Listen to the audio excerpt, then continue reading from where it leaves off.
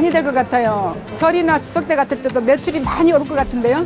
널리 알려져서 젊은 사람들도 시장에 많이 왔으면 좋겠어요. 여기 상인들은 정말 기대하고 있어요. 그 상품권이 많이 나오면은 장사도 잘 되고 숨통도 트이고 우리 기분 너무너무 좋아요. 지금 기대하고 있어요. 마트에서는 이거 절대 못 씁니다. 그리고 전통시장에 사람들이 많이 와서 대박 날 겁니다. 안녕하십니까. 경기도 기획담당관 소속 임진 사무관입니다. 오늘부터 저와 함께 세 차례 강의를 통해 경기 지역 공무원 여러분들께서 지역 화폐를 이해하고 그 필요성을 공감하는 시간을 갖고자 합니다. 오늘은 경기도 지역 화폐 정책을 살펴보려고 하는데요. 그에 앞서 왜 지역 화폐가 필요한 것인지 현재 우리 경제에 대해 먼저 짚어보겠습니다.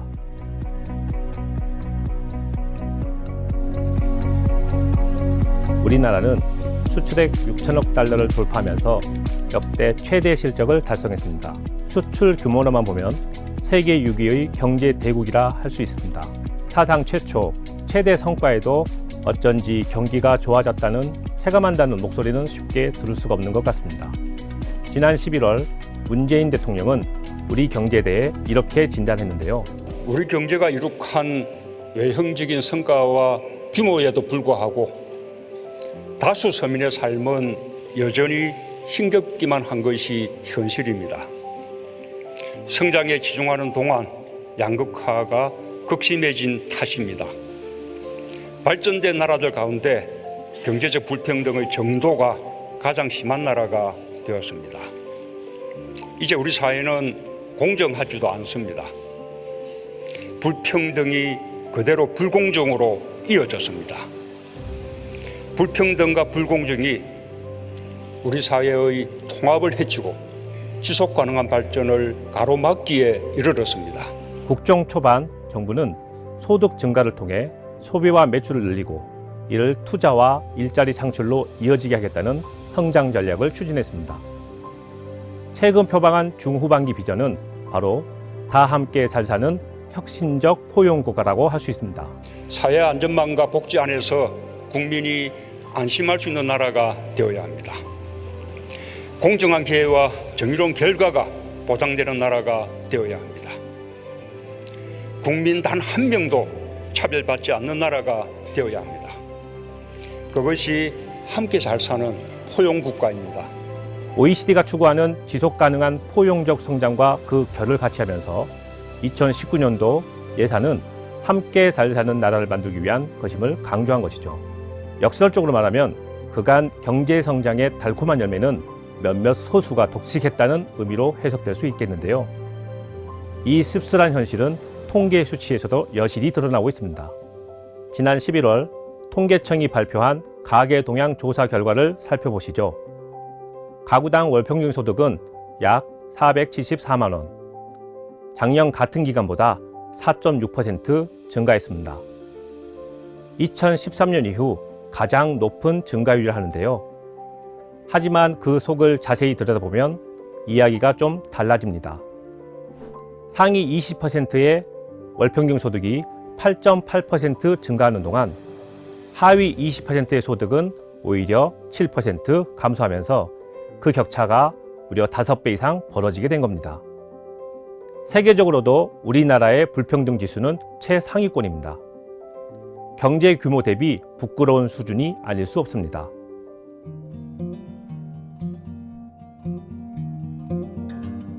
이번엔 주제를 좀 바꿔보겠습니다. 온라인상에서 쉽게 볼 수 있는 속칭 짤 하나를 보여드릴 텐데요.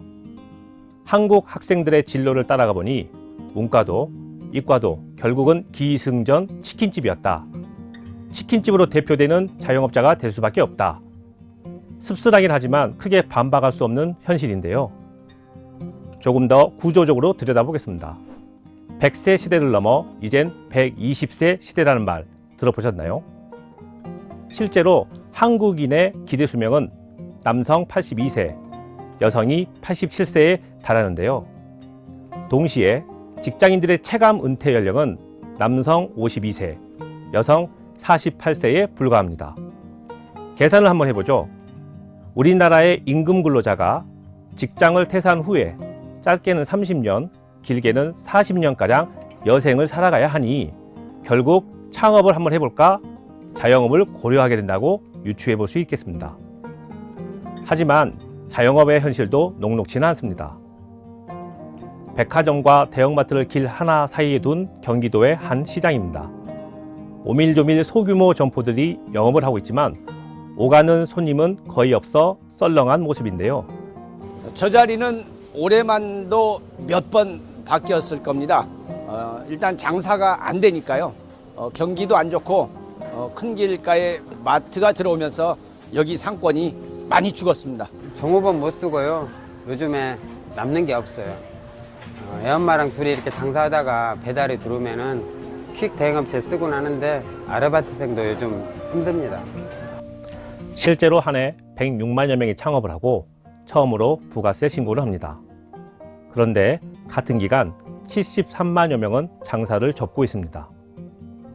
물론 폐업 신고자 모두가 그의 창업자는 말은 아닙니다. 다만 창업 대비 폐업률은 매우 높은 수준인 거죠. 가계 부채도 만만치 않습니다.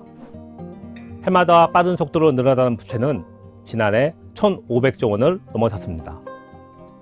가구마다 쌓인 빚이 무려 8천만 원에 달하는 셈입니다.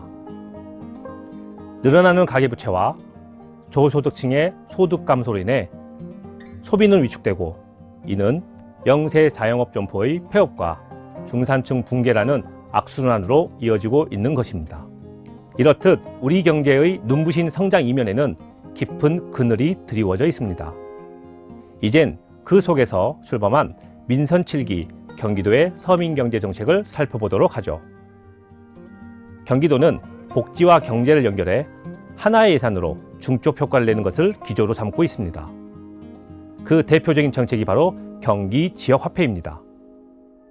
현재 정부는 물론 60여 기초자치단체에서 다양한 형태로 지역화폐가 발행되고 있는데요. 이번 시간에는 올 상반기 중 경기도 전 시군에서 발행되는 경기지역화폐에 대해 실무적인 관점에서 접근해보고자 합니다. 경기지역화폐의 발행 주체는 31개 각 시군입니다. 경기도는 행정적, 재정적 지원을 담당하게 되죠. 사용지역은 발행 시군 내부로 국한됩니다. 돈을 선순환시켜 지역 경기를 부양하는 것이 그 목적이기 때문입니다. 성남시가 발행한 지역화폐는 성남에서만, 시흥시가 발행한 지역화폐는 시흥에서만 사용할 수 있는 것입니다. 발행 규모는 오는 2022년까지 4년간 1조 5,905억 원입니다. 자발적 구매자에게 발행되는 일반 발행액 7,054억 원과 복지 지출을 목적으로 발행되는 정책 발행액 8,852억 원이 합쳐진 액수입니다. 다음은 발행 형태입니다. 종이형과 IC 칩이 내장된 카드형, QR코드를 인식하여 결제하는 모바일형으로 발행됩니다. 시군에서는 한 가지 또는 두 가지 이상을 선택하여 발행됩니다. 시군에서 지정한 금융기관과 모바일 앱에서 구매한 지역화폐는 백화점, 대형마트, 기업형 슈퍼마켓, 매출 10억 원 이상의 점포와 사행성 업소를 제외한 모든 가맹점에서 사용할 수 있습니다. 다음으로는 경기 지역화폐의 조기 정착과 활성화를 위해 관련 주체별 예상되는 장애에 대해 살펴보겠습니다. 첫 번째 관련 주체는 지역화폐를 발행하고 관리 감독하는 각 시군의 공무원입니다. 경제부서는 물론 복지 등 유관부서의 사무와도 연관성을 갖게 되는데요. 특히 종이형으로 지역화폐를 발행하는 시군을 포함해 무엇보다도 가맹점 모집이 선행되어야 합니다. 행정 최일선에 있는 직원의 입장에서 복지 수당을 계좌 이체가 아닌 지역화폐인 지류로 지급한다고 했을 때 지역화폐를 어떻게 보관 관리할 것인지, 지급 시기마다 지급 금액을 어떻게 분류할 것인지, 확정된 전입 전출자에 대해서 정리하는 등 행정적으로 처리해야 할 부분이 굉장히 많았습니다. 그리고 복지수당을 지급받는 분들이 사용처에 대한 문의를 많이 하셨는데 2015년 기준 지역화폐를 사용할 수 있는 가맹점이 5,200곳 정도밖에 되지 않았습니다. 그래서 현재까지 새로운 가맹점 모집도 꾸준히 해오고 있고 휴업이나 폐업이 빈번한 영세 점포가 많다 보니 가맹점 관리 또한 지속적으로 하고 있습니다. 두 번째 주체는 사용자입니다. 사용자는 청년배당, 공공사료 조리비와 같은 복지 지출 대상자와 자발적 구매자 그룹으로 구분될 수 있습니다. 특히 자발적 구매자의 경우 액면가의 6%를 할인받을 수 있는데요. 이 할인 금액은 경기도와 각 시군이 예산의 범위 내에서 각각 절반씩을 부담하게 됩니다. 하지만 할인 혜택에도 불구하고 사용자 입장에서는 불편한 점도 있습니다. 몇 프로 할인해준다는 장점이 있긴 한데 현금이나 카드는 어디서는 쓸 수 있지만 지역 카페는 가맹점에서만 쓸 수 있으니까 저라면 잘 사용하지 않게 될 것 같아요. 세 번째 주체는 상인입니다. 지역 화폐를 수취할 수 있는 가맹점주로서 전통시장과 골목상권의 소상공인이 주 대상입니다. 대부분 나홀로 사장님이신 상인들에겐 현금화 과정이 관건이었는데요. 제가 주로 가게 혼자 있거든요. 그래서 은행에 가서 현금으로 바꿔야 하는데 가게를 비우게 되질 않아 힘들어요. QR 같은 경우에는 핸드폰을 제가 봐야 되는데 그거를 볼 시간이 없다는 거죠. 손님이 한두 분이 계시는 게 아니라 여러 분을 동시에 상대를 해야 되는데 어느 분은 이 가격이고 어느 분은 이 가격인데 제가 그게 헷갈릴 수도 있고 제가 핸드폰을 들여다볼 시간이 없다는 거죠. 그걸 일일이 찾아서 할 시간이 없어요. 이어서 발행 형태별 장단점까지 비교해 보겠습니다. 먼저 종이형입니다. 현금처럼 사용이 가능하고 중장년층 사용이 용이하며 단말기가 필요 없다는 장점은 있지만 복지시당 등을 직접 전달하기 위해서는 인력의 투입이 불가피하다는 단점이 있습니다. 현금 환전을 위해 상인이 직접 은행을 방문해야 하는 불편도 따릅니다. 카드형의 경우 가맹점 모집 없이 대부분의 점포에서 사용이 가능하며 결제가 가장 편리한 형태입니다. 하지만 결제 수수료는 부담됩니다. 모바일형은 결제 수수료 절감이 가장 큰 장점으로 꼽힙니다. 하지만 플랫폼 임대 및 운영 비용이 발생되고 무엇보다 전 연령에 걸쳐 사용하기엔 생소함이 크다고 볼 수 있습니다. 아무리 좋은 제도라고 해도 소비자에게 외면받는다면 그 존재의 의미는 없겠죠. 그렇다면 경기도민들은 지역 화폐에 대해 어떻게 생각하고 있을까요? 못 들어봤습니다. 글쎄요, 뭐 온누리 상품권 그런 건가요? 잘 모르겠네요. 지역 경제를 위한 화폐인 것 같아요. 잘 모르겠어요. 그 지역에서만 쓰는 화폐? 예, 아무래도 그 지역에서만 도는 화폐니까 그 지역 경제에 도움이 되지 않을까요? 전통시장이나 이런 쪽에서 사용할 수 있는 화폐라고 알고 있습니다. 그렇게 된다 그러면 지역에서 더 많은 그 소비가 이루어질 거라고 판단이 되고요. 그러면 아무래도 지역이 더 많은 발전이 있지 않을까 그렇게 생각됩니다. 지역화폐 도입에 찬성한다는 의견에 앞선 가운데 아직 지역화폐에 대해 잘 알지 못한다는 답변도 상당했습니다.